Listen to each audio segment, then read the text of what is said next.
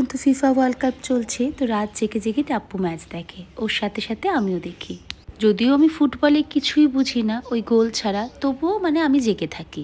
5-10 minute ওর সাথে বসে football দেখার পর ভাবলাম কি পরের দিনের কাজ কিছুটা হলেও আগিয়ে রাখি। আজকে তো মামুনি আসবে, তাই ভাবলাম কালকে রাতে এই রুমের বেডশিটটা চেঞ্জ করে নিই, তাহলে সকালের একটা কাজ একটু কমে যাবে।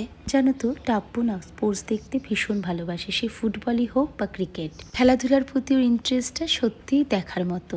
মাঝে মাঝে মনে হয় এই খেলার প্রতি ওর ভালোবাসাটা ও বোধহয় আমার বাবার থেকেই পেয়েছে। আমার বাপিও ফুটবল ক্রিকেট দেখতে ভীষণ ভালোবাসতো, বিশেষ করে ওয়ার্ল্ড কাপের সময় রাত জেগে জেগে খেলা দেখতো। টাপ্পুকে যখন রাত জেগে জেগে ফিফা ওয়ার্ল্ড কাপ দেখতে দেখছি, তখন না আমার বারবার সেই পুরোনো দিনের কথাগুলো মনে পড়ে যাচ্ছে।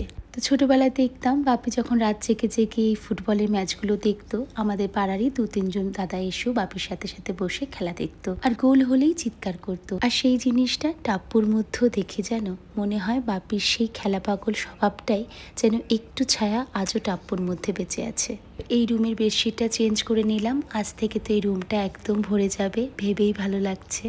আসলে আমরা যারা পরিবারের থেকে অনেকটা দূরে থাকি, তারাই সবচেয়ে ভালো বুঝি প্রিয় মানুষগুলো কাছে এলে কতটা আনন্দ লাগে।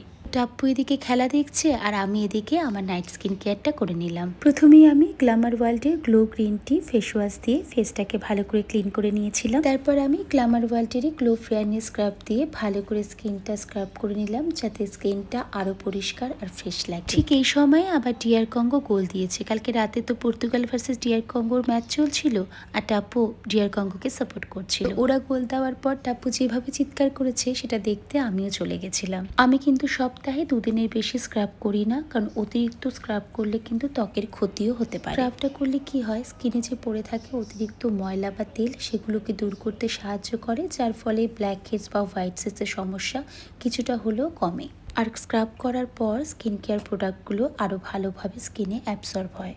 এরপর আমি পুরো ফেসে গ্ল্যামার ওয়ার্ল্ডের গ্লো গ্রিন টি টোনারটা লাগিয়ে নিয়েছিলাম, তারপর ভিটামিন সি সেরামটা লাগিয়ে নিয়ে গ্লো নাইট ক্রিমটা লাগিয়ে নিয়েছি। সবার লাস্টে গ্ল্যামার ওয়ার্ল্ডের গ্লো অ্যাক্টিভ ফেসিয়াল অয়েলটা লাগিয়ে নিয়েছিলাম। যে কোনো ফেসিয়াল অয়েল তো একটু ভারী হয়, তাই লাস্টেই অয়েলটা লাগাই।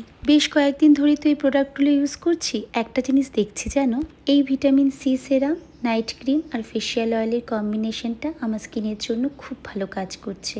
রাতে স্কিনটাকে সুন্দরভাবে রিপেয়ার করে, আর সকালে উঠে দেখি স্কিনটা অনেক বেশি হেলদি, ফ্রেশ আর ন্যাচারালি গ্লোয়িং দেখাচ্ছে।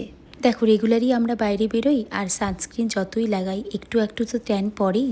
তো এই রুটিনটা ফলো করার পর থেকে দেখেছি স্কিনের ট্যানটা অনেকটাই কমেছে। আজকের ব্লগটা এখানেই শেষ করছি। খুব ভালো থেকো তোমরা, টাটা।